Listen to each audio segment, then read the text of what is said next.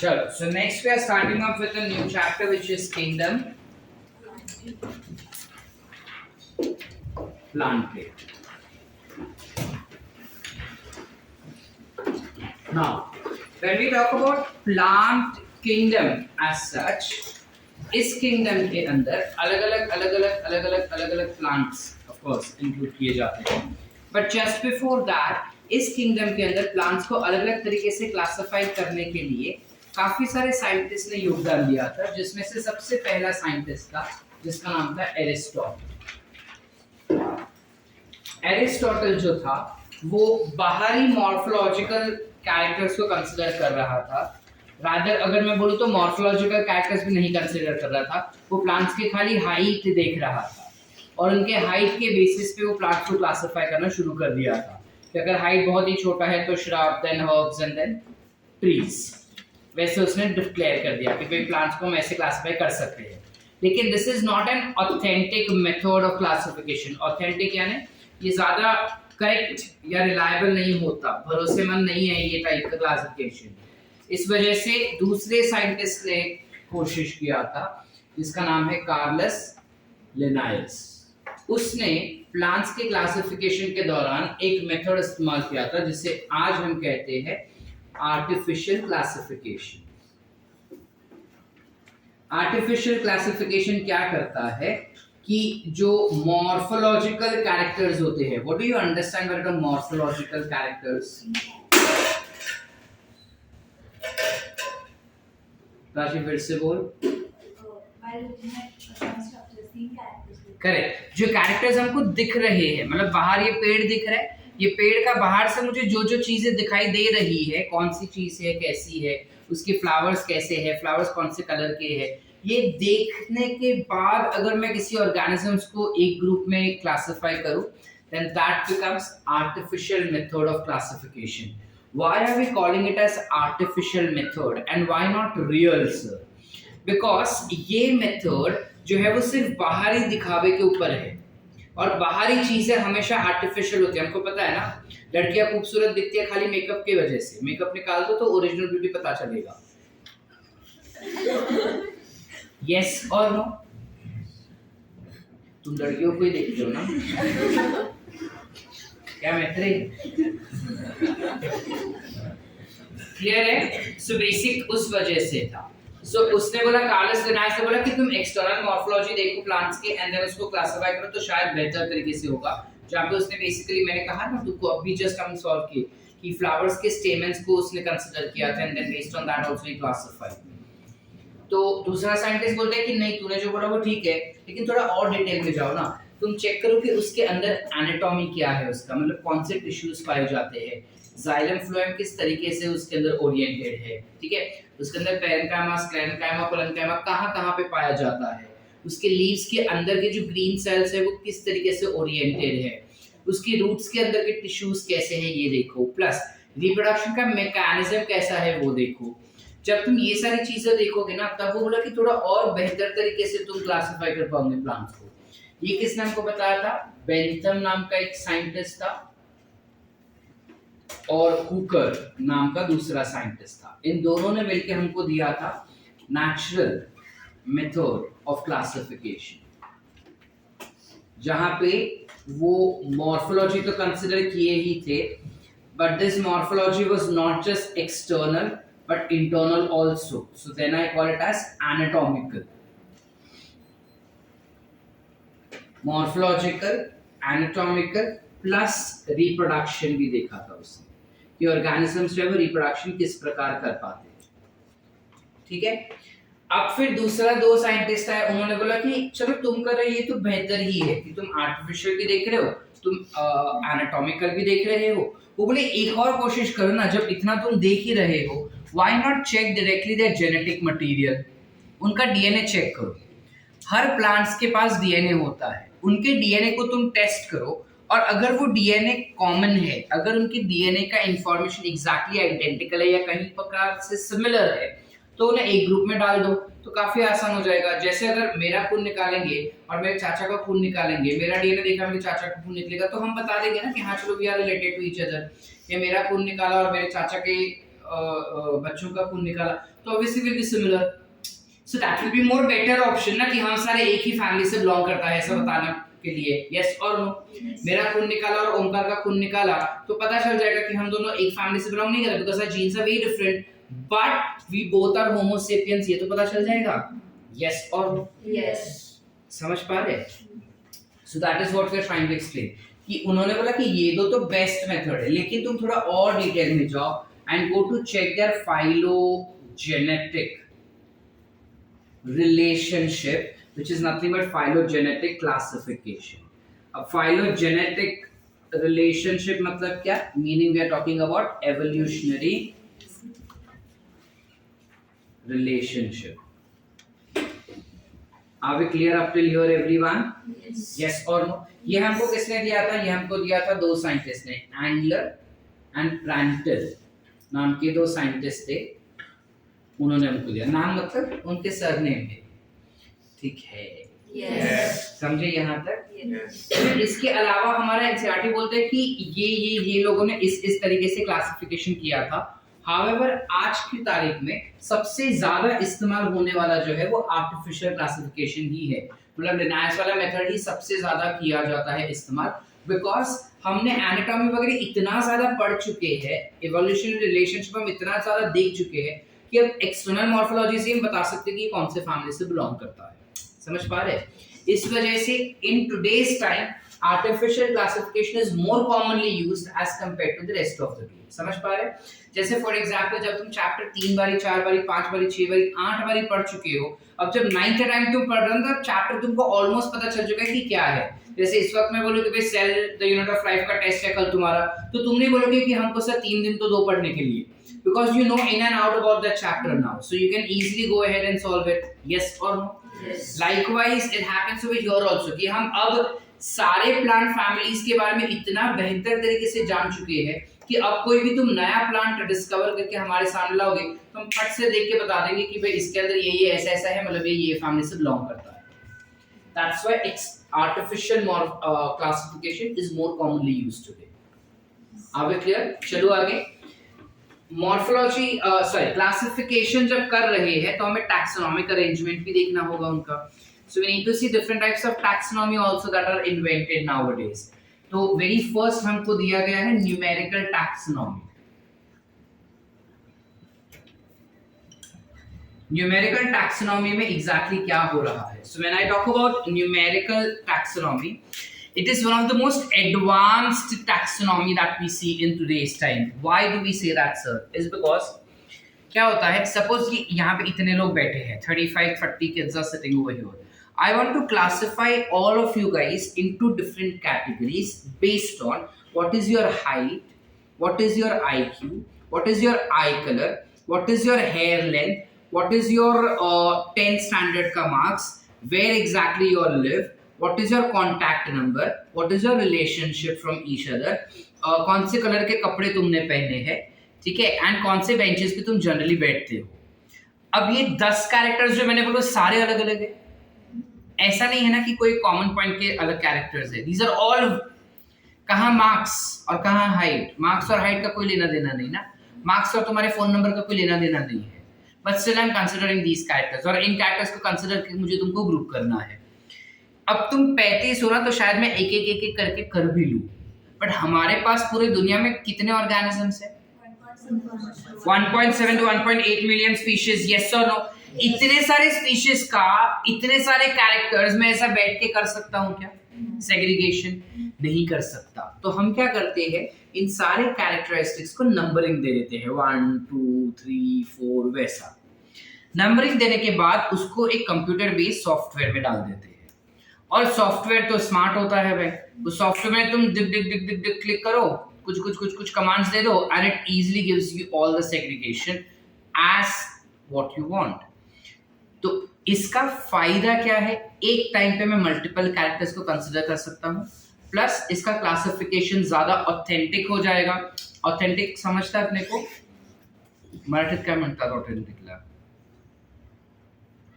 Wow, I am glad, मेरे को लगा मेरा ही मराठी वीक है, अब पता चला तुम्हारा भी मराठी उतना ही वीक है। ज्यादा बेहतर हो जाता है, ज्यादा भरोसे वाला हो जाएगा ये, क्योंकि हम इतने सारे कैरेक्टर्स को कंसिडर कर रहे हैं एक साथ, इसलिए ठीक है। तो ये उसका फायदा हो जाता है न्यूमेरिकल का, और आसान भी है बिकॉज मुझे टिक टिक टिक करना है, कंप्यूटर में डालना है, कंप्यूटर में कमांड देने हैं, कंप्यूटर करके दे रहा है सब मेरे को, मशीन बेस्ड हो जाता है। दूसरा टैक्सोनॉमी जो हमको दिया गया है यहाँ पे, that is cytotaxonomy. Cytotaxonomy क्या होगा? साइटो मतलब क्या? Cyto meaning cell. तो what type of cell it is, what is the shape of cell, prokaryote है या यूकैरियोट है, ओवल है या क्या है, उसका सेल वॉल किससे बना है, सेल मेम्ब्रेन किससे बना है, ये सारे कैरेक्टर्स अगर हम कंसीडर करके किसी ऑर्गेनिज्म को क्लासिफाई करेंगे तो उसे हम कहेंगे साइटो टैक्सोनॉमी। दूसरा होता है something called as karyotaxonomy. Karyotaxonomy क्या होगा? कैरियो यानी न्यूक्लियस। तब न्यूक्लियस कैसा होगा ये नहीं, लेकिन न्यूक्लियस के अंदर का क्रोमोसोम्स कैसे होंगे, वो क्रोमोसोम्स का शेप क्या है, क्रोमोसोम का स्ट्रक्चर कैसा है, उसके अंदर का डीएनए कंटेंट कैसा है, न्यूक्लियोलस कितने हो सकते हैं उसके अंदर, ये सारी चीजें जब तुम कंसीडर करके ऑर्गेनिजम्स को क्लासिफाई करोगे तो उससे हम कहेंगे karyotaxonomy. Are we clear up till here? Did we understand so far? ये सारा सब कुछ करने के बाद RH Whittaker finally helped us in classifying all the organisms, sorry all the plants in correct order. ठीक है, so how exactly plants are classified? So जो किंगडम होता है प्लांट के, that can be divided into two subkingdoms. Plantae can be divided into two subkingdoms.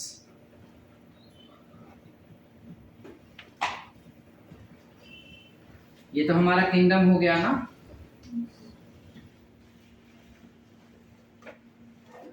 Correct. सब kingdoms कौन से हो जाते हैं? सब किंगडम्स में you will have something called as crypto Gamete, and you will have something called as Phanerogamete.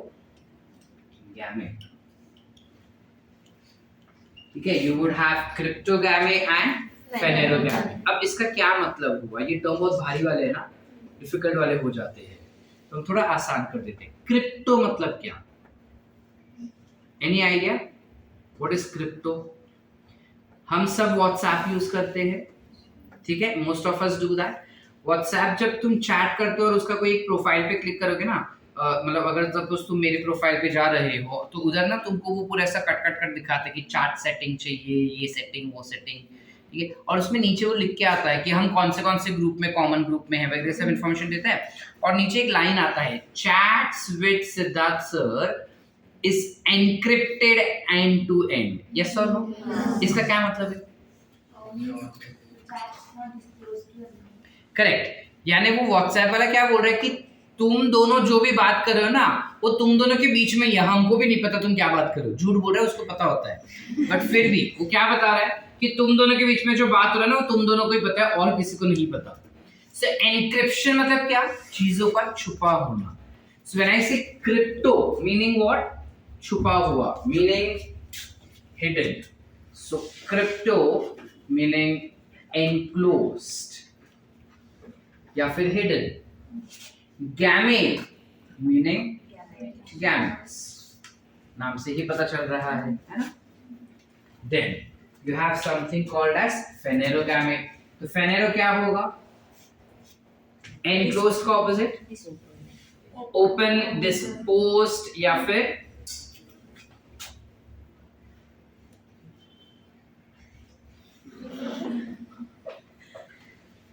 exposed.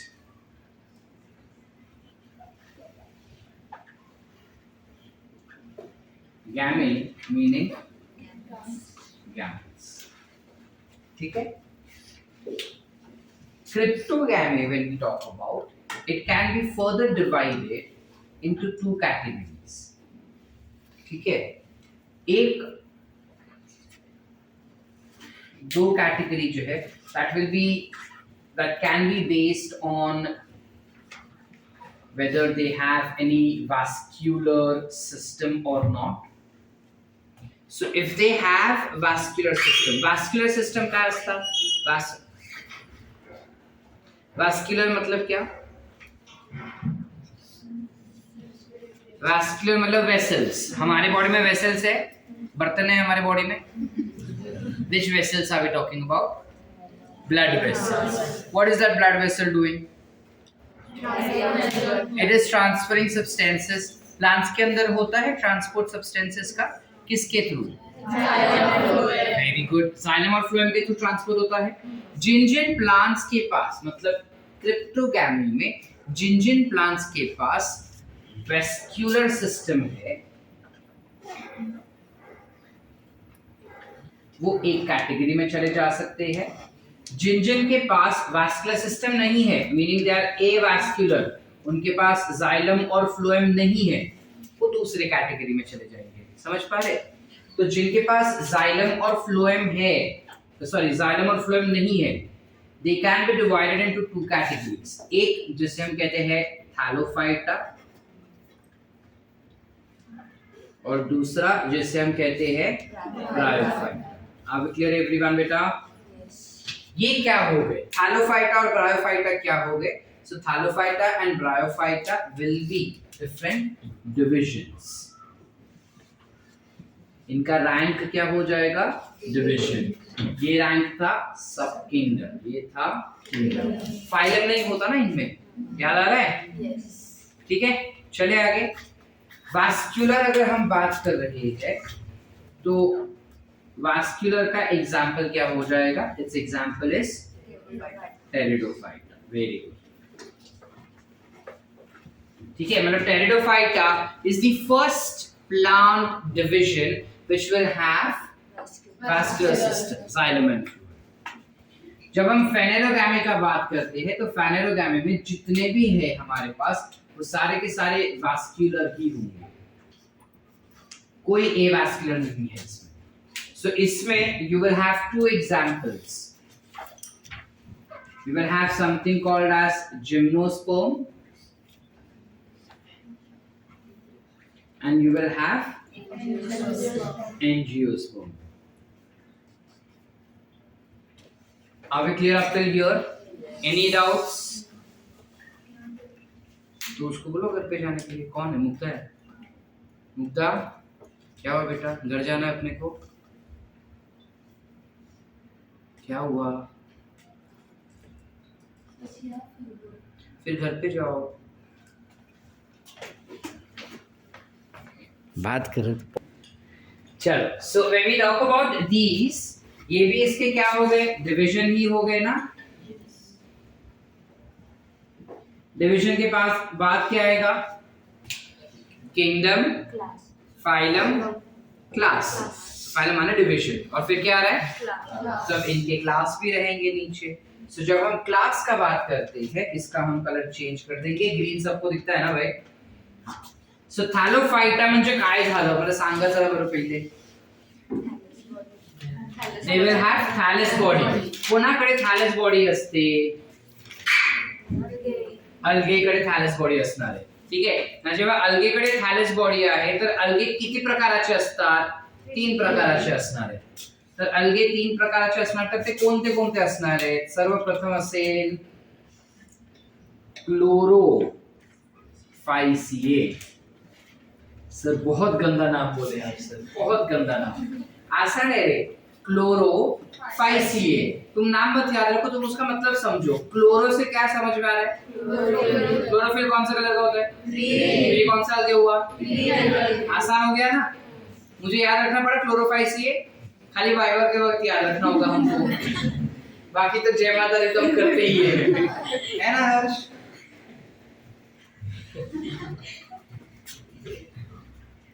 दूसरा होता है रोडोफाइसिए,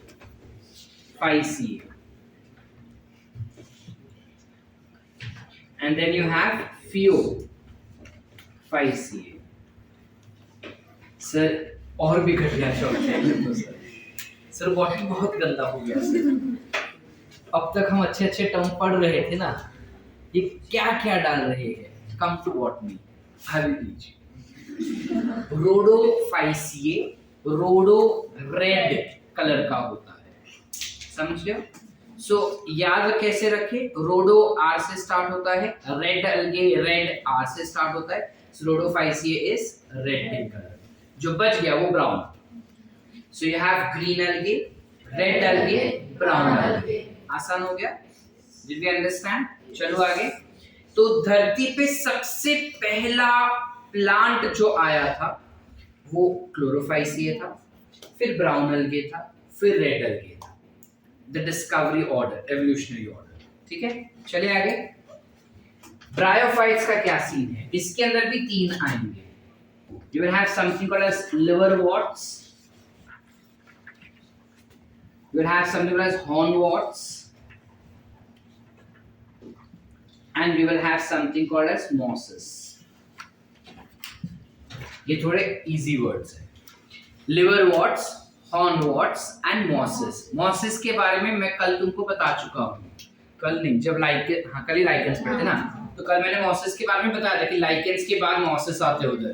ठीक है, तो क्या होते हैं ये, वो अभी पता चलेगा जब हम आगे और डिटेल में पढ़ेंगे। तो कभी ये 3 प्रकार के होते हैं। हमारा गवर्नमेंट टेक्स्ट बुक ये तीनों के बारे में डिटेल इंफॉर्मेशन दे रहा है। एनसीईआरटी के हिसाब से हॉर्नवर्ट्स जैसा कुछ एग्जिस्ट नहीं करता, so they have not given any detail, या इवन उन्होंने झलक भी नहीं दिखाया हॉर्नवर्ट्स का।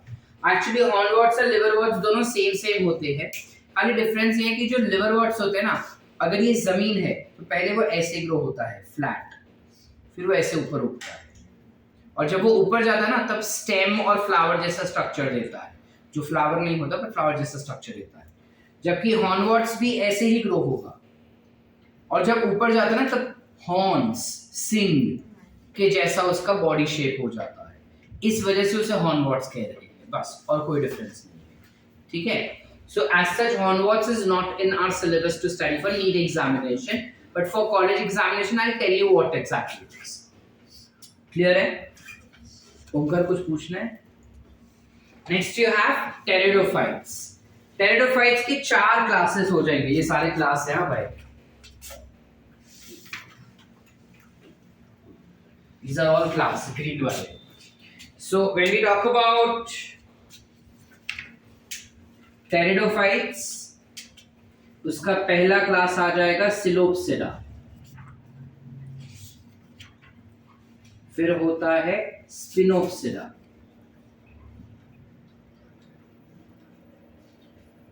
फिर होता है टेरिडोप्सिडा, and then you have Lycopsida.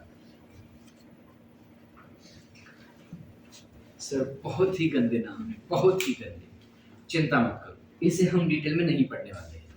ठीक है, ये खाली हमको नाम और उसके एग्जाम्पल्स याद रखने हैं, जो मैं तुमको रखवा लूंगा। ठीक है, हम इधर ही करके जाएंगे उसे, तो उसका चिंता मत करो। ये कौन से प्लांट्स होते हैं? टेरिडोप्सिडा में कौन से प्लांट्स आते हैं? फर्न्स पता है हमको? Have you seen ferns? हम don't know what are ferns. कितने लोगों को पता है फर्न्स क्या होते हैं? कल अपने आसपास फर्न्स दिखेगा तो लेकर आ जाना। तो उतना बड़ा पेड़ नहीं होता, एक सा होता है वो। हमने गवार देखा है? गवार आईना नहीं, गवार सब्जी, मिरर नहीं। तुम सोचे सर हम गवार सब्जी, फल्लीची भाजी, वो जो होता है वो कैसा दिखता है? ये जो फर्न्स होते हैं ना, उसके लीव्स कुछ वैसे होते हैं, पतले एकदम। ठीक है, मस्त दिखते हैं। जनरली उसको हम शो प्लांट की तरह यूज करते हैं, घर के बाहर उसको रखते हैं, वो पूरा ऐसा ग्रो होता है, नारियल के जैसा ग्रो होता है वो, लेकिन नारियल नहीं होता। ठीक है, काफी प्रिमिटिव होता है। तो इसके अंदर ना 2 टाइप के प्लांट्स आते हैं, एक होते हैं फर्न्स, एक होते हैं हॉर्सटेल। हॉर्सटेल सर घोड़े की पूंछ नहीं, हॉर्सटेल यानी कि ये प्लांट का जो अपीयरेंस है ना, वो घोड़े की पूंछ जैसा होता है, इस वजह से हम इसे कहते हैं हॉर्सटेल्स। चलिए आगे। Gymnosperms will also have lots of classes, but then we don't have any of them to study, so we are not discussing that. Angiosperms will have 2 classes. बताओ कौन से? जोर से। Very. You will have monocotyledon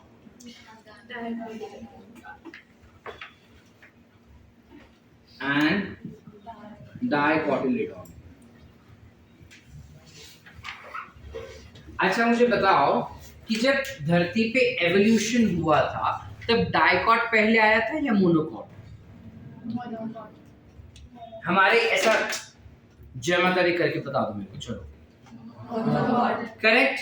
हम बचपन से लेके monocot के बारे में हमारे दिमाग में ऐसा है कि मोनोकॉट इस धरती पे पहले आया होगा और फिर उसमें एवोल्यूशन हुआ होगा और फिर डाइकॉट आएगा, बिकॉज पहले एक कोटिलेडॉन आया रहेगा फिर दूसरा।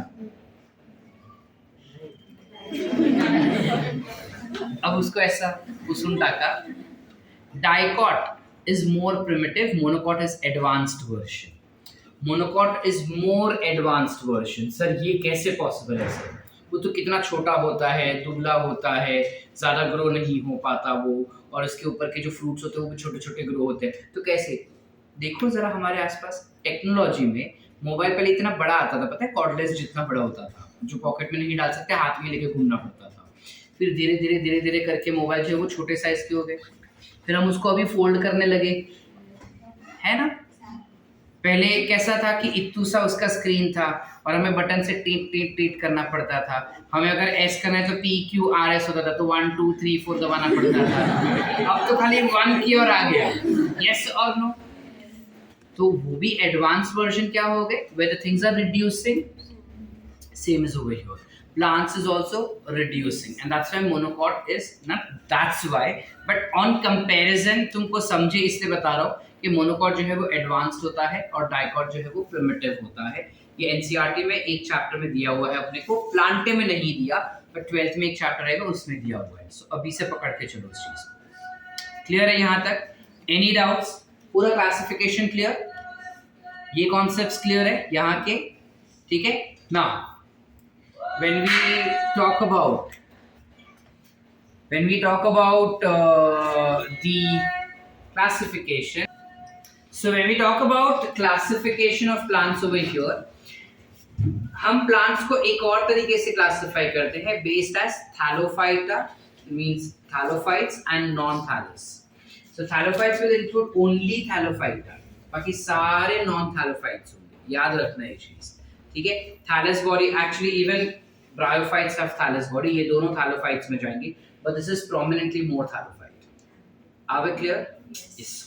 Yes. Clear है? ठीक है? लिखिए कुछ बोर्ड से। चलो मैं ना तुम्हारे लिए सैंपल लाने वाला था, अभी